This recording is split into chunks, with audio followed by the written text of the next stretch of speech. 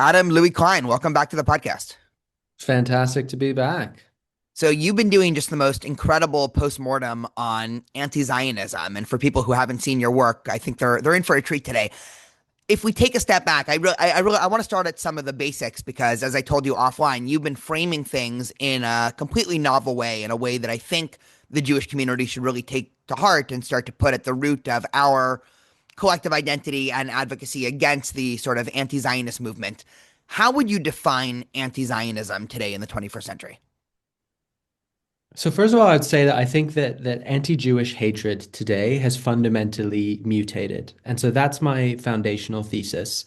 So if we look at the past forms of anti-Jewish hatred, you can look at anti-Judaism in the medieval period, opposition to Jews as a religion, to Judaism. There was a particular focus on the Talmud, on mining the Talmud for supposedly evidence of evil Jewish intent. If you look at then the 19th century, what evolved was a new form of anti-Jewish hatred. It was anti-Semitism. It was based on the notion that Jews were racially infiltrating non-Jewish nation states and basically were managing a kind of vast financial conspiracy. Those tropes and libels that governed those forms of anti-Jewish hatred are not the dominant ones today. The dominant form of anti-Jewish hatred is anti-Zionism, which is not some kind of abstract opposition to whatever the belief system of Zionism. It's not simply even opposing the existence of a Jewish state. It's really a kind of full-scale social movement. It's a full-scale ideology, and it's based on the notion that a Jewish state is inherently evil because it's a colonizing apartheid and genocide state. So their ideology over time is crystallized. Their behaviors are basically built around spreading these libels and using it to stigmatize people they mark as Zionists. So that's what anti-Zionism is. So based off of that, I'm guessing the answer is yes, but I'm not sure. Would you say the whole discussion and debate in the Jewish community about is anti-Zionism, anti-Semitism, it's kind of even missing the point. It's, what you're saying is there's these different things. There's anti-Judaism, which is, primarily against the Jewish religion. As you mentioned, the Talmud, this was huge in the medieval period. Then you had anti-Semitism that was a lot more ethnic slash race based. And then this anti-Zionism is a form of conspiracy and not liking Jews, but it sort of shouldn't be viewed through the lens of anti-Semitism, but through this new thing that's more for the 21st century, equally as bad or dangerous. But the whole conversation of trying to shove anti-Zionism into anti-Semitism is sort of like a moot point. Yeah, it's inherently conceptually confused, right? And that conceptual confusion comes from the ambiguity of the word anti-Semitism, because when we use the word anti-Semitism, it's actually not that clear what we mean, right? Do we mean something that is intelligible only in terms of classical anti-Semitism, in terms of classical anti-Semitic libels of dual loyalty, racial infiltration, and financial conspiracy? Or do we mean a general hatred of Jews, right? So after the Holocaust, of course, anti-Semitism became a word that referred to all forms of Jew hate across history. But that itself has a history. That occurred over time for specific reasons. We've forgotten basically that anti-Semitism was an actual political ideology. So anti-Semitism was opposition to Jews assimilating into non-Jewish nation states. It happened as a response to Jewish emancipation in the 19th century, where Jews were given equal civic rights in non-Jewish nation states. Right. Over time, anti-Semitism revealed itself to be such a violent and hateful ideology, resulting in the Holocaust, that we turned anti-Semitism into the symbol of all anti-Jewish hate. But what that results in is basically a kind of ahistorical notion of anti-Jewish hate we have today. So if someone says that's anti-Semitic, what we treat it as is not even a political ideology. It's kind of a dark force of the soul, a dark force of evil that will always express itself in any era with the same kind of conspiratorial tropes. And then so when we look at anti-Zionism, which then emerges little by little, it's in the West, people particularly start seeing it after 1967. This question emerges, well, anti-Zionism poses a politics, but is this politics secretly motivated by this hatred, which is anti-Semitism? But we've just completely forgotten that anti-Semitism was its own politics, right? So the whole problem is kind of confused. We don't have an evolutionary understanding of how anti-Jewish politics evolves over time. Is anti-Semitism? The answer is no. It's not classical anti-Semitism. And if you want to say it's anti-Jewish hate, yes, it is, but that doesn't tell you anything about its specificity. So, in other words, we have to recognize in the Jewish community the sort of uniqueness of this anti-Zionism movement, stop trying to shove it into a category that we already understand and sort of study it as its own new 21st century or 20th century, phenomena of hate.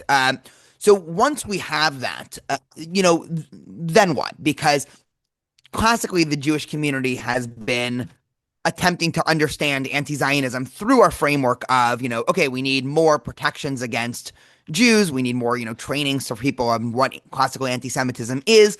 What you're sort of saying and your writing sort of allude to this is we have to take the fight to their level. I just want to read something that you wrote, I think even, yesterday or this morning.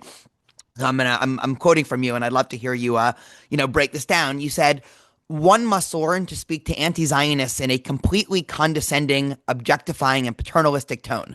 This may feel unnatural to Jews, whom the rabbinic tradition itself describes as naturally merciful, compassionate, and even timid.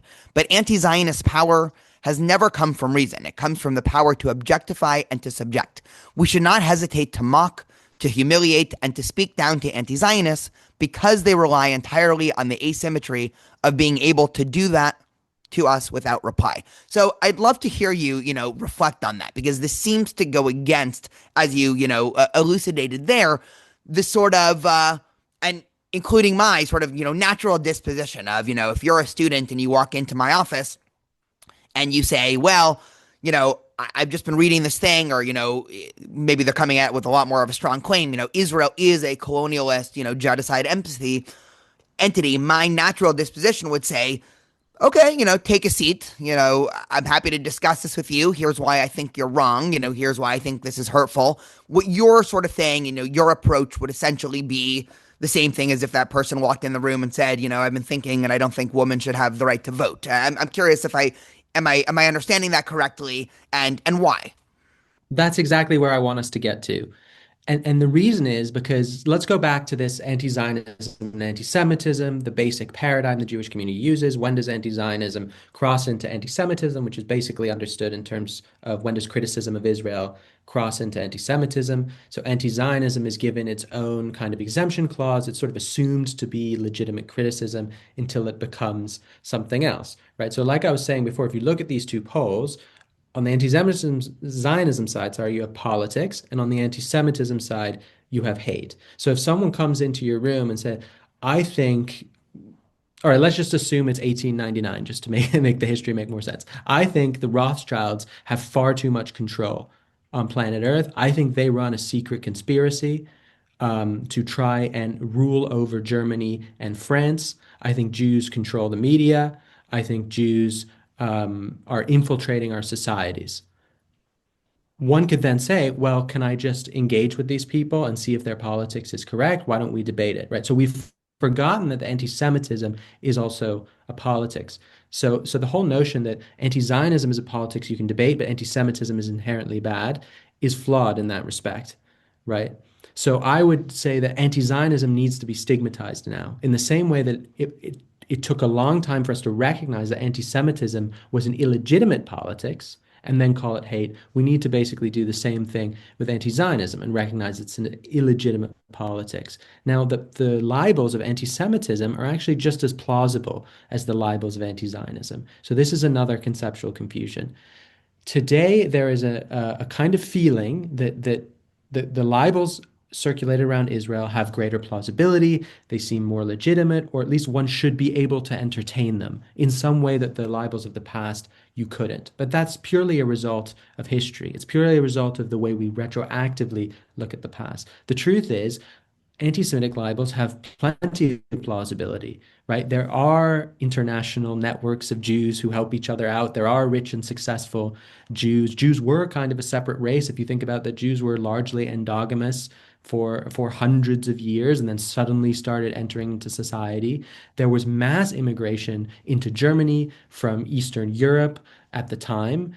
So these concepts of Jews being conquerors, that Jews had a financial conspiracy, that Jews were controlling, all of these things have plenty of plausibility, right? But at bottom, they are only circulated to demonize and scapegoat Jews. And so that's the same with anti-Zionism. There's really no reason to to entertain the colonizer and apartheid genocide libels. They all have some plausibility, but we functionally know they just exist to scapegoat Jews in terms of the moral values at the time.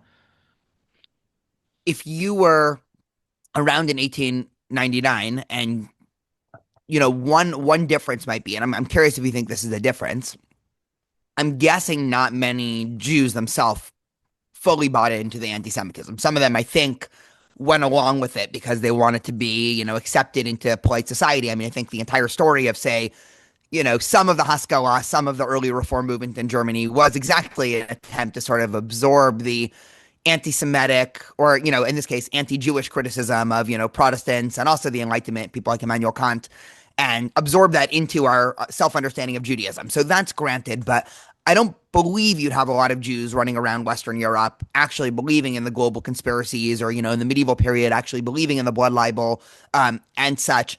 Today, you do have, it's not a huge percentage, but a small but mighty percentage of young Jews that are accepting a lot of this anti-Zionism at face value. And it seems I'm talking more, sociology. Maybe we can get into the philosophy of it in a little bit. But how exactly do you propose we start to shift the conversation from "let's have a conversation with you" to the belittling? Is it because one of the claims, one of the things that I think frustrates me the most? I guess I'll take a step back. The anti-Zionist movement today, at least on campus, has this idea of anti-normalization, which I'm sure you're familiar with, and this is just the most annoying thing ever. And my understanding of anti-normalization, which is essentially, SJP or anybody in the encampments, won't talk to me because I'm a Zionist, is that they don't actually know enough to engage me in conversation. And so, what do you do when you don't think the other person knows enough? You try to shut them up, right? This is pretty consistent across society.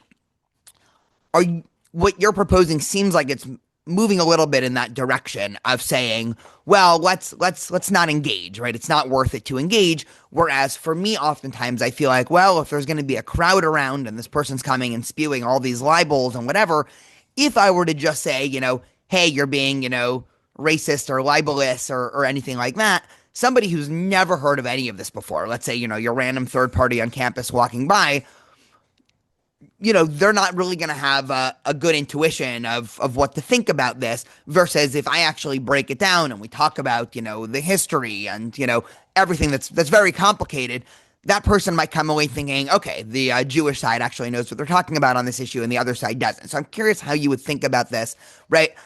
From that perspective. I think there's a way to talk back to it. I don't think it's just calling it racist. I mean, that's a good thing as well, and we should know how to shut it down. But there's a way to talk back to it, and but it's not talking with it. It's talking about it.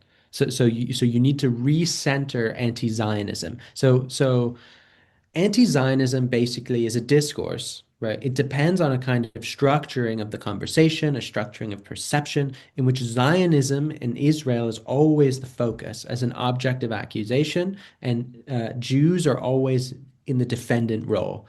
And actually, anti-Zionists don't care about proving the truth of their claims. That's why they're functioning as libels. They're just unfalsifiable accusations that you just repeat and you believe and they stigmatize. They don't care about the truth. They care about being able to accuse and putting Jews in the defendant's seat. Now, what they can't deal with is simply when people talk about anti-Zionism itself, right? Because that basically destroys the whole point of the game, right? So if you think about a lynch mob, like a lynch mob gains its power through being a majority and a mass who basically circulates and surrounds a minority and uses brute force, right? That depends on being able to be the aggressor and the one in control.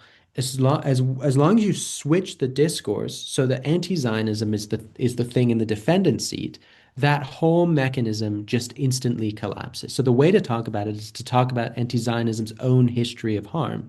So anti-Zionism has a history of harm, the Maine Exodus, the Farhud, the various pogroms in mandatory Palestine or throughout North Africa, the discrimination and purging of Jews in the Soviet Union. So part of the problem is the Jewish community, we only talk about classical anti-Semitism and the Holocaust, and that makes it impossible for us to teach about anti-Zionism as its own hatred that has its own genealogy and its own history of harm. Because this isn't the first time that anti-Zionism has harmed Jews. It's just the first time that it's coming to the West with this much intensity. Where does Islam fit into this? And I'll buttress the question a little bit in the sense of if we were talking about for sure anti-Judaism, but even a lot of the claims of classical anti-Semitism, I would say that is impossible to describe without going into the history of Christian anti-Semitism. And, that's certainly true for anti-Judaism, which was almost all Christian in origin. But even the morph into anti-Semitism, this idea of Jews as sort of the, wandering, landless people that are, that a lot of that has its roots also in, policies of the church and things that they, force the Jews into, in terms of certain jobs and occupations.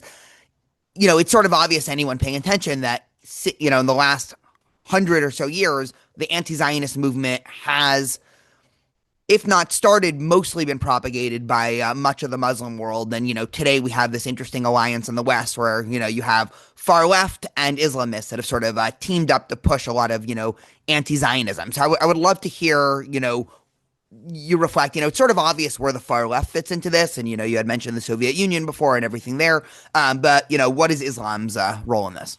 Yeah, I mean, I think in the Middle East, right, the different forms of anti-Jewish hatred often blend more than they do in the West. So in Western anti-Zionism is very focused, obviously, on distinguishing itself from classical anti-Semitism, and it can often succeed, right? So again, one of the mistakes in the Jewish community sometimes is to assume that anyone who's spreading anti-Zionism is secretly, classically anti-Semitic, right? Secretly harbors some kind of theory of a world Jewish conspiracy. There are many anti-Zionists in the West. They just use the colonizer apartheid genocide libels. They're really just focused on Israel as a foundationally evil state, right?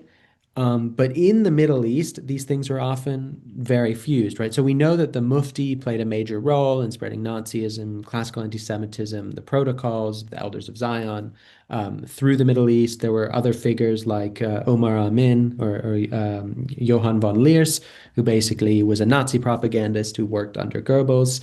He then moved to Cairo after the war. He converted to Islam under Hajj Amin. And he worked in Nasser's propaganda unit.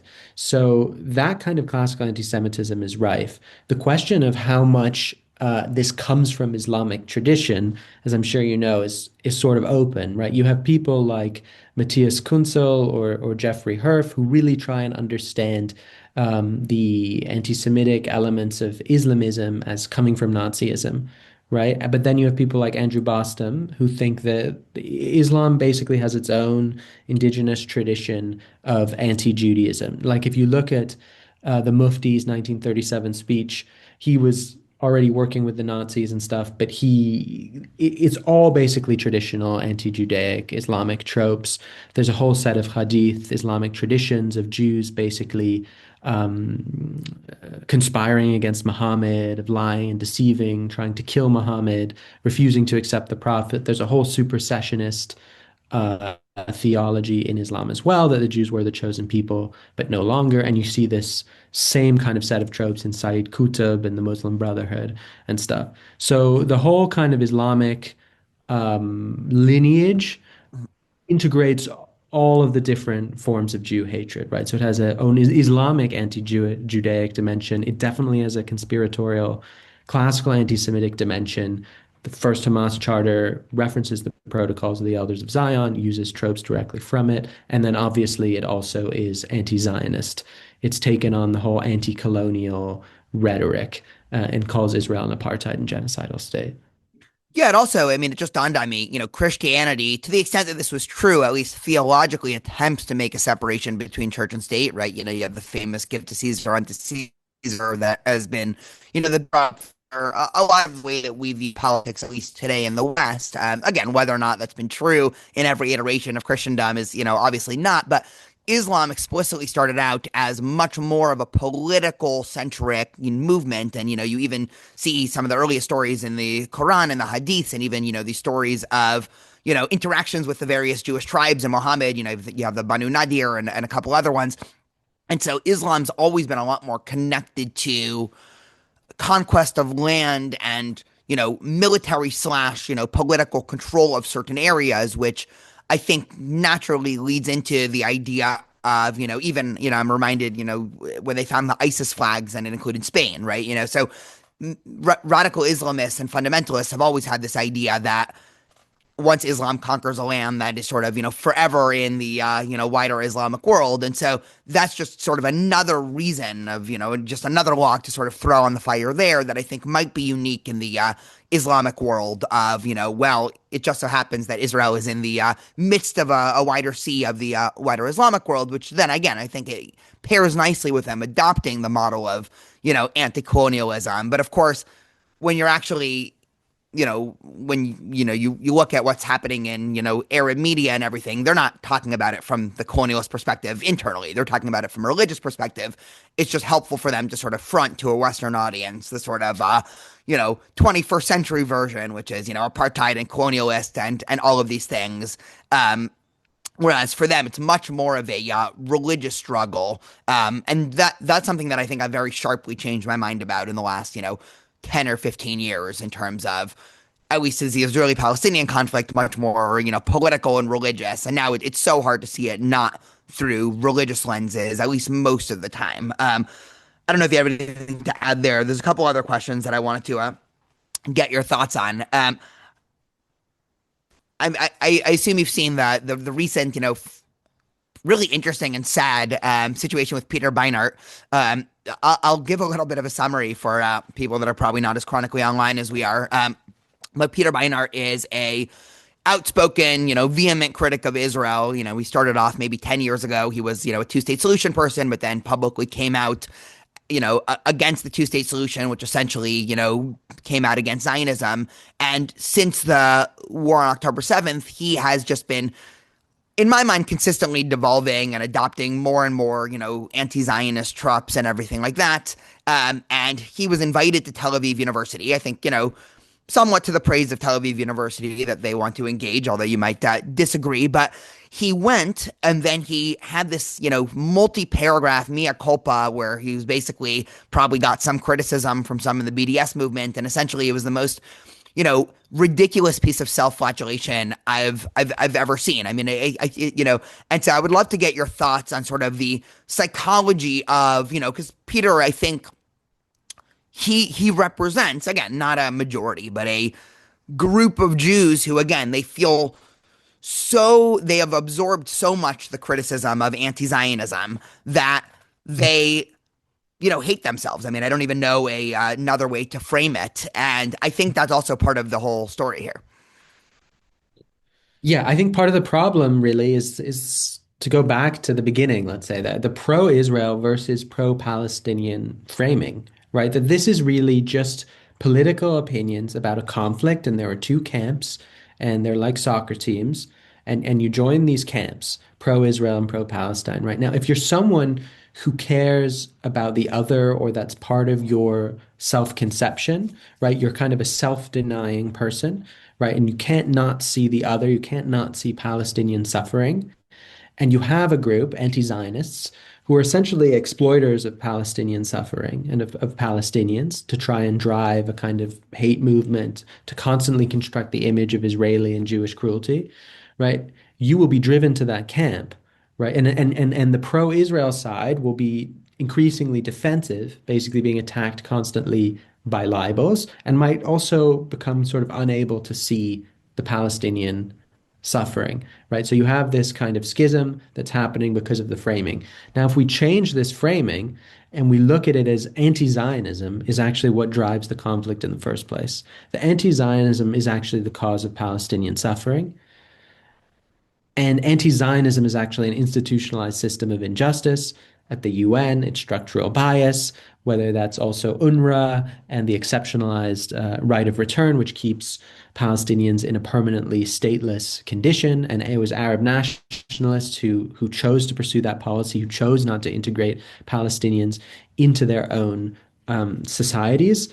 Then what you'll see is that the progressive position is actually to oppose anti-Zionism. And that's something that someone like Peter Beinart, who I'm sure he does care about Palestinians, can't see. So I think once you reframe anti-Zionism as the problem, it becomes possible to win back progressives who will see that they can continue to care about Palestinians. But the way to care about Palestinians is actually to oppose anti-Zionism. And now, obviously, someone like Peter Barnett can't see that, so he's just pulled more and more into this hateful mob that he's been convinced that this is a human rights and progressive movement when it's actually obviously just mob justice. Yeah, I agree with you that Palestinian suffering is primarily caused by anti-Zionism. I assume some people listening to that will seem like it's a radical claim. You mentioned the UNRWA, which just to unpack that a little bit more is the fact that Palestinian refugees have a unique refugee status that keeps them as refugees even if they immigrate to other countries. Can you give just a little bit of an overview of breaking down that claim of you're saying that anti-Zionism is the cause of Palestinian suffering? It seems pretty clearly that Israel, if somebody were to say, it seems pretty clear that Israel/Zionism is the cause of Palestinian suffering. So it seems like the onus is on you to defend that statement. But I'm curious how you would. Yeah. Well, of course, because that is the anti-Zionist narrative, essentially. It's a kind of omission of causality, right? So when there's continual anti-Zionist violence against Israel, whether that's the war of 1948, the war of 67, basically all of the wars against Israel over time, the rise of Hamas, PLO and PFLP, terrorist attacks on Israeli civilians, we can see very clearly, obviously, that the security regulations in Israel increased in proportion to the intensity of violence, and that there have been numerous attempts, obviously, to compromise with the Palestinian leadership. Now, that's not to say that Israel's never made mistakes or even that there aren't very bad actors in Israel, right? But if you see it as a dynamic, right, you see a conflictual dynamic between two peoples. What is continually revving up and driving this dynamic? It's been rejectionism, right? And I don't call that Palestinian rejectionism because it's not all Palestinians, and it's also the Arab League and the larger Muslim community and the UN have all played a key role in basically maintaining rejectionism and making it impossible for a two-state solution to emerge. Got it. I'm guessing that you think that, let's say, the classic playbook of fighting anti-Zionism in the Jewish community, circa maybe a year and a half ago, which is essentially to attempt to actually go into every individual claim and, here's what happened in 1967, here's what Israel's options were, and that was sort of the dominant, I don't know, form, I think, both in high schools and colleges and everything in terms of, pro-Israel advocacy. Where did that, because from your perspective, and I think I agree, it's not only that that was, touching on the wrong things, but that was just a complete category error of just completely misunderstanding the sort of new thing. And, oh, if we could only explain to them, that in 1967, Israel was on the defensive and not the offensive, then they would understand. And so what do we need to do to fix the entirety of American Jewish infrastructure vis-a-vis this? I mean, would you just scrap the entire curriculum that, say, groups like Stand With Us and whatever and the ADL hand out? Or, how exactly would you recommend people proceed here? I just think we need to do reframing. So we need to see anti-Zionism as like an institutionalized problem, whether that's talking about UNRWA or the UN, or the anti-Zionist hate movement in the West. And we need to see it as an integrative ideology, the colonizer apartheid, genocide libels. When we look at Israel, we have to reframe it and see Israel's own problems aren't really describable actually in the terms of anti-Zionism. So we should never treat anti-Zionism as if it's just the far end of critique on some kind of spectrum, because it's not. So if we look at the Jewish extremism problem in Israel, it's actually very comparable to what you were saying with Islam, right? Like, so Islam never really had this separation of church and state. And in my view, Judaism actually inherits some kind of anti-liberal and polemically, I'll even say barbaric concepts within its own legal system, right? So which is not separate from the state. So, right, Judaism actually emerged, right, as a kind of political state religion. Like Jewish law was supposed to be imposed. People were supposed to be stoned if they committed various violations, etc. So both Judaism and Islam have a problem actually in integrating themselves into the West. Which is that we have these barbaric elements in our legal system, and how do we reform them or get rid of them and maintain our identity? So if you look at Israel today, the whole question of a Jewish and a democratic state, the problem is the Jewish side is leaning towards traditional Jewish law, especially that within our law, there is also a bunch of stuff about how you apply this law once you're back in the land of Israel, right? And a lot of that ends up sort of recreating biblical institutions. So you get Jewish extremism that want to rebuild the third temple, they want to create a halakhic state, etc. And all of that is not really consistent with Western democracy. So I think if you want to talk about the issues with Israel and the problems with Israel, it has to be reframed so it's not as a reaction to anti-Zionism. So it's in our own internal language and our own internal problems, right? Because we're allowed to have problems, but there are problems, right? They're not. Anti-Zionism constructs us as these white European colonists, and that's actually the inverse of what's really going on. It's actually being not Western enough that is leading to the problems that Israel's facing today. I've never understood the confusion that people have in the Jewish community of breaking down the difference between legitimate criticism of Israel and illegitimate. I mean, it seems like it's such a big question. And, in my mind, it's just so patently obvious what is legitimate conversation topics and criticism of Israel, even vis-a-vis policies regarding Palestinians and, interesting episodes in Israel history. Did they do the right thing? Did they not do the right thing? And on the other side, the anti-Zionist, movement that again is not actually talking about a real thing. It's sort of, I don't know, cards in the sky type thing. Why do you think? I mean, is it just a question of? I mean, I guess I'll give my cards on the table of what I think the answer is.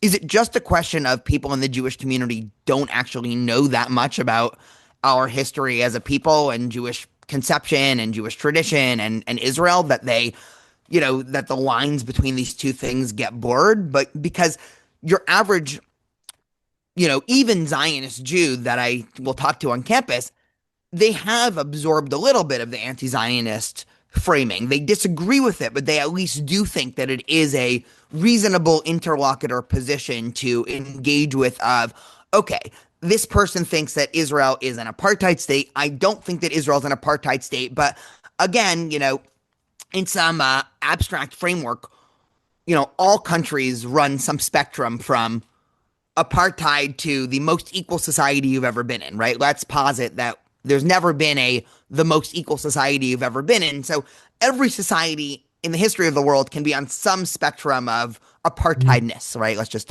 coin a new term. And so from that perspective, the same thing's probably, any war is probably on some spectrum of genocideness, right?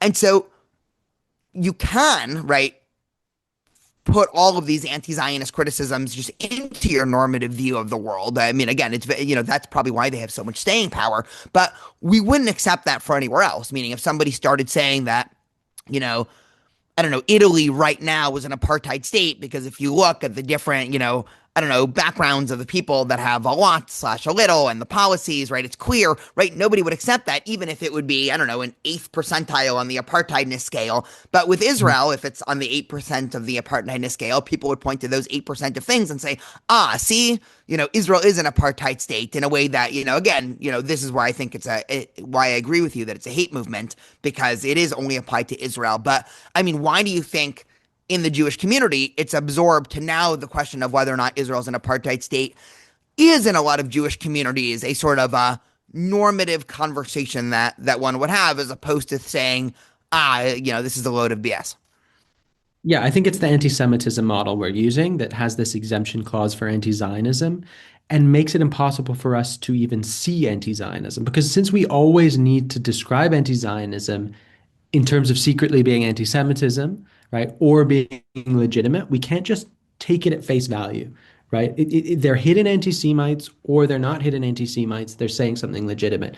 What about they're explicit anti-Zionists? And let's take explicit anti-Zionism at face value and see if it's legitimate or not. And it isn't legitimate, right? So the issue with boundaries and crossing over, right? If you think about racism against Black people, no one really talks in this way, right? Right? No one talks about when your opinions about Black people become racist.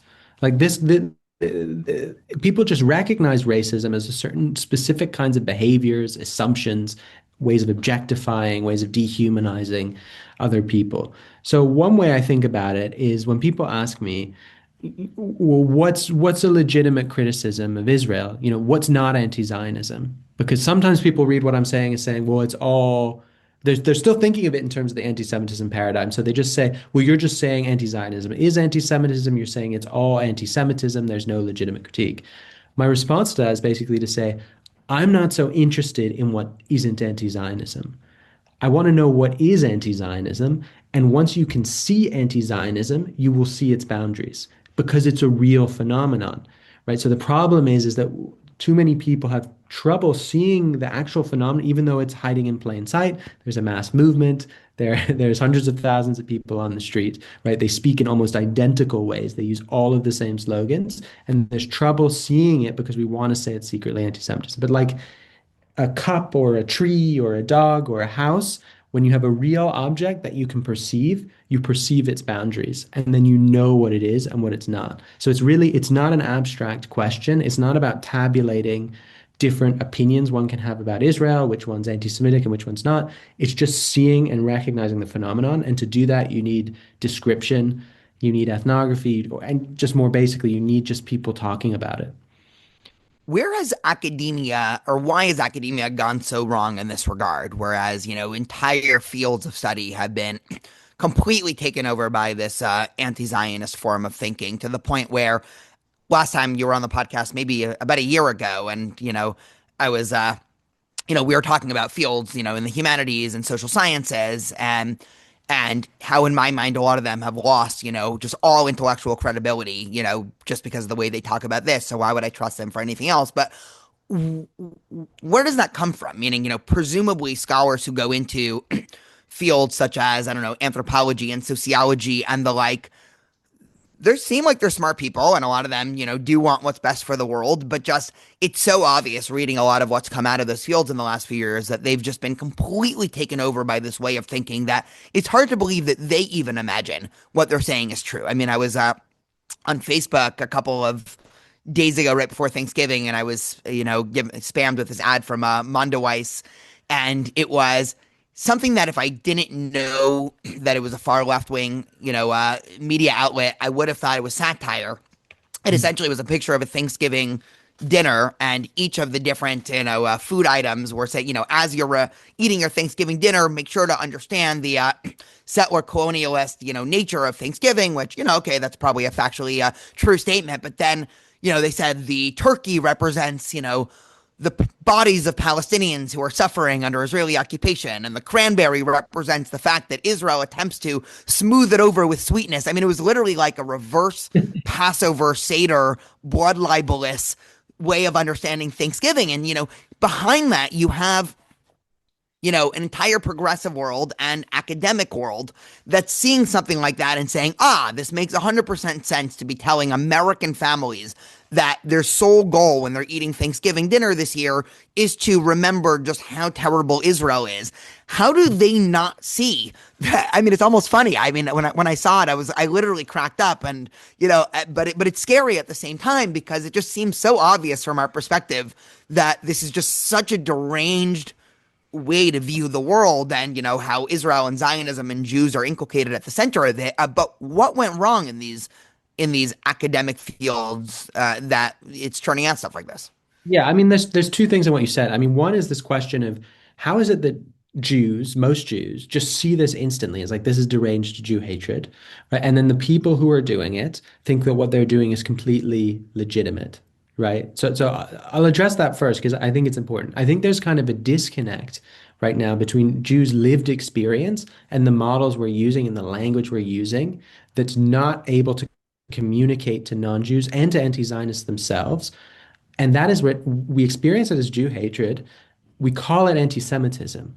They hear it as anti-Semitism, but they already have the permission structure in place to say it's not Jews, it's Zionism, it's not anti-Semitism, it's anti-Zionism, and anti-Zionism something legitimate. We say no, it's anti-Semitism, reaffirming their right to treat anti-Zionism as different and legitimate. And so that's what's creating this barrier, this kind of like two worlds that Jews and the anti-Zionists are living in right now. And the only way you can break that barrier is speaking in their own terms about anti-Zionism and condemning anti-Zionism as such. And that will actually allow us to validate our lived experience of what we're calling anti-Semitism, but using a more accurate language that speaks to them. The second point about academia, I basically think that it was a coup, essentially. It was, I mean, there were many factors that converged. I'm not so convinced by the whole Qatari funding hypothesis, but maybe it played some institutional role, right? Of course, there's the whole indigenous rights, post-colonial, oppressor oppressed thing. That's all kind of more large scale. What really happened is people in settler colonial studies, or the people who were going to create settler colonial studies, out of the theories of people like Patrick Wolf, Veracini, and Dirk Moses coming out of the Australian school, they basically created a small network of people. They were connected to the Durban Conference, UN NGOs, post 2000s kind of anti-Israel atmosphere that was emerging.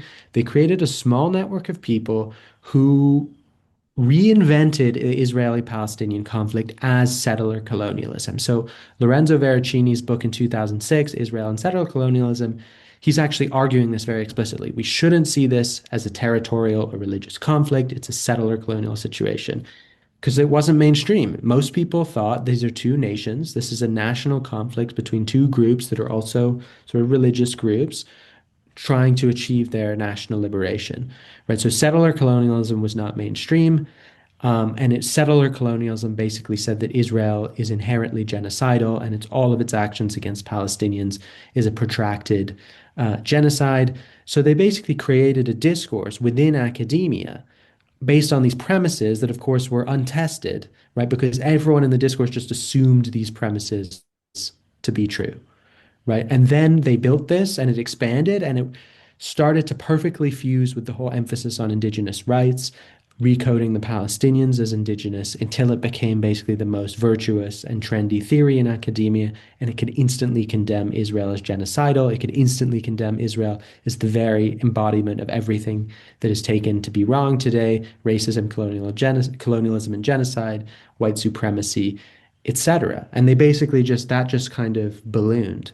So that's how I understand. So it's never been questioned, and they can now just impose it by force. It's really a coup in that sense, a small group that eventually just took control and imposed their dogma by force. So is the playbook then for the American Jewish community to sort of hop on the American right wing bandwagon of just completely trying to discredit these academic fields and universities, or is it sort of a more surgical, inserting ourselves into those fields and sort of fixing from within? Because it seems like right now there is a moment where the Jewish community has, albeit a shaky, right? Obviously there's a lot of problematic stuff coming from the right, but at least in terms of this regard and universities and academic fields, and even entities like, NPR, which are, publicly funded, but obviously, very much propagating a lot of anti-Zionism.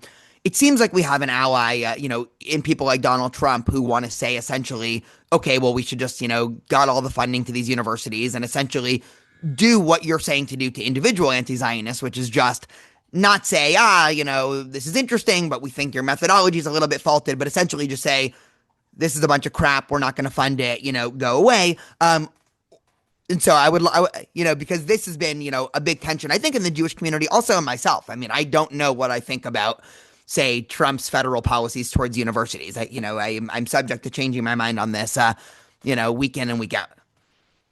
Yeah, I think it needs to be surgical. I think trying to take on the entire humanities is not necessary and it's not desirable. I mean, there's plenty of interesting work, there's plenty of interesting stuff to think about, even in these fields, right? You can object to them, you can criticize them. There are problems in the lack of viewpoint diversity in the academy today, the basically anti-liberal dogmatic tendencies. Obviously, anti-liberal dogmatic tendencies tend to stimulate anti-Jewish hatred. We see that throughout history, that those things go together.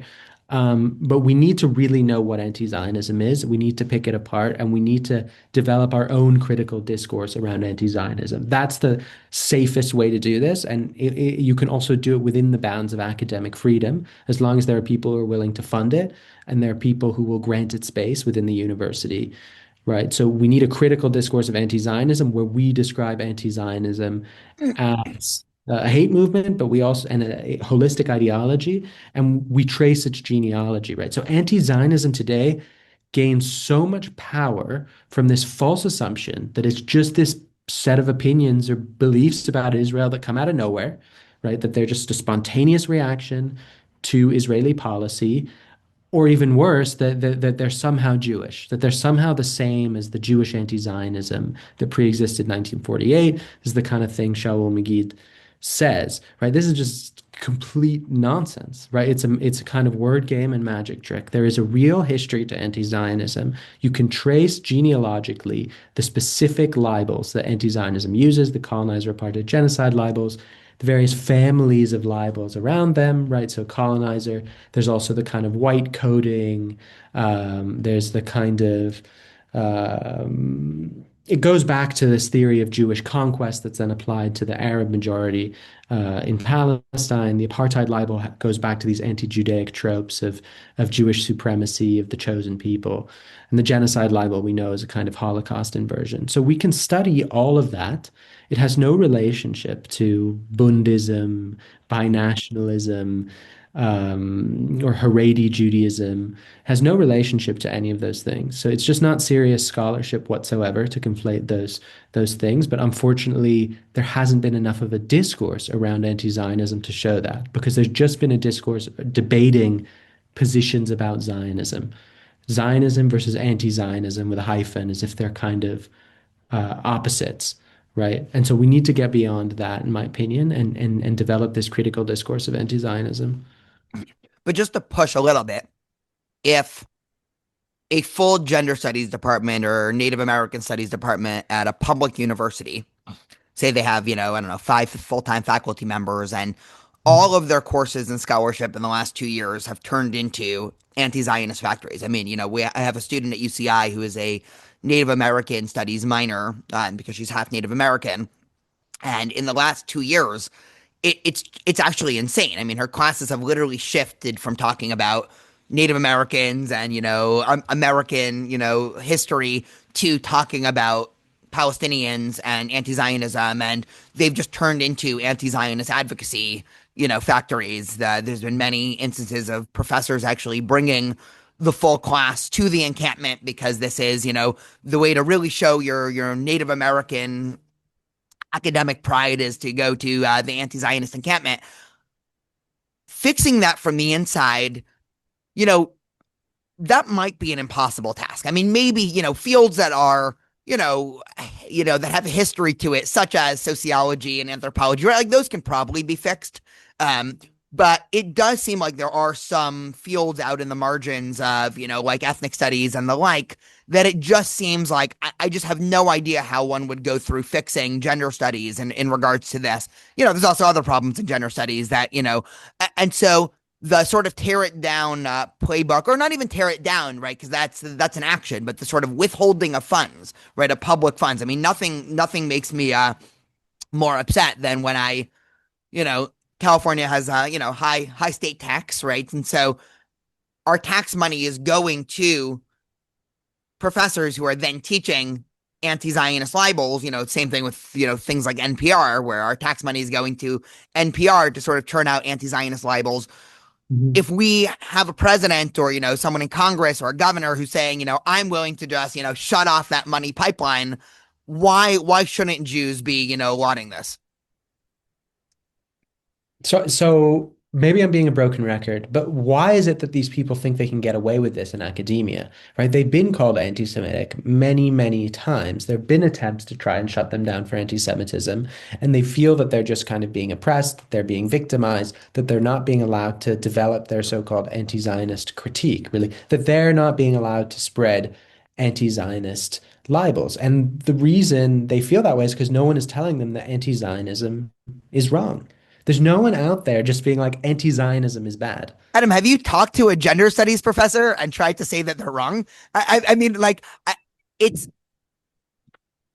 I think you're assuming like people that are open to self criticism, and I don't know. Maybe it's just maybe I have a bias of against certain fields, but even my experience in undergrad taking courses like gender studies, of not even saying they're wrong, but just questioning some of the assumptions around, gender and sex, and just wanting to understand it more as sort of the, curious 20-year-old that I was, and saying, well, how does this make sense? Or how does this make sense? I mean, you're immediately reacted to by saying, well, you must be a patriarchal, sexist. And in this regard, too, any attempt to push back on the anti-Zionist dogma is just, it's nothing but a result of both of our shared deep down white supremacy, right? And somebody listening to this who is, in these departments would just say, well, these are just two white supremacists using fancy language to rationalize their white supremacy and colonialism, right?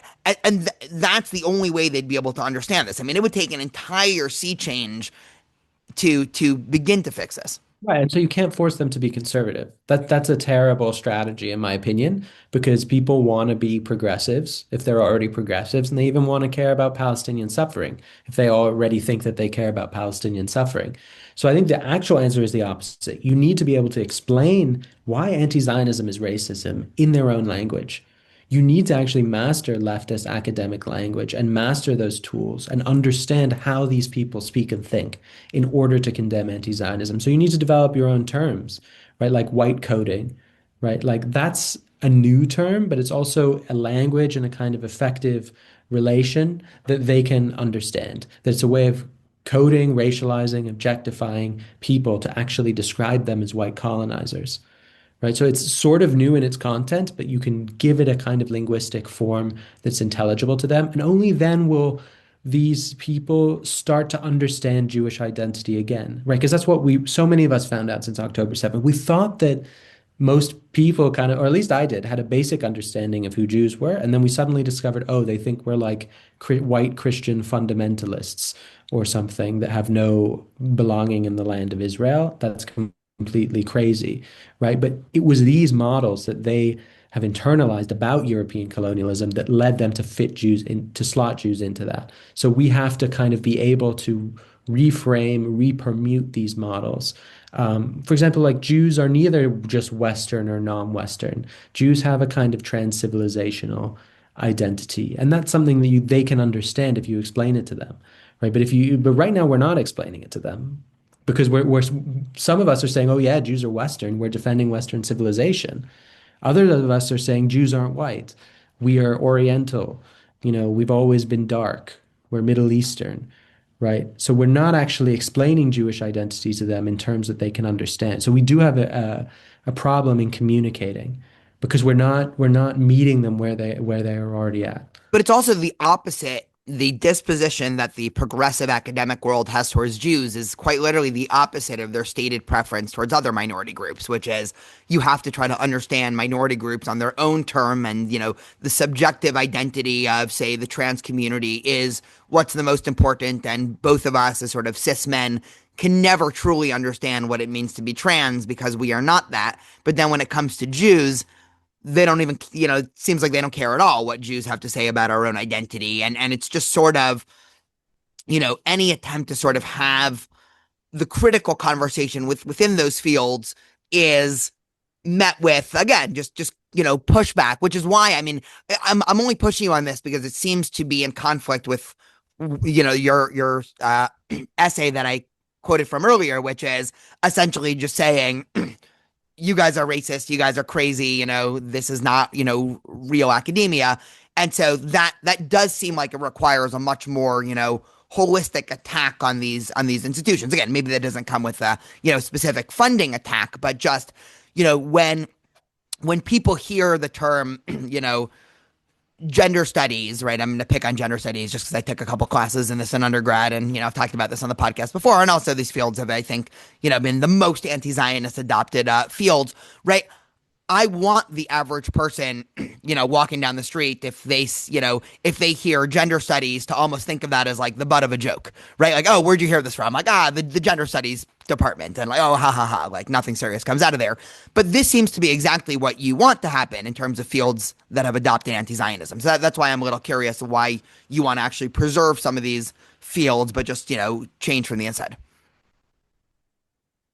Yeah, but I mean, it just seems like a tall order to kind of destroy gender studies, and it may do some harm. Like I don't know enough about gender studies. I mean, I'm embedded within the larger left-wing academia, but I don't know enough about gender studies to dismiss it entirely. And there's definitely people for whom gender studies is important. I mean, look what they did with anti-Semitism, right? I mean, we had a discourse around anti-Semitism as a minority to protect us as a minority, to explain our experience. and they basically delegitimized our entire discourse, right? So if you just got rid of gender studies or Black studies, which are discourses that have been built around protecting other minorities, right? It seems that it's kind of similar actually to what they did to us, right? So they are oppressing us as a minority.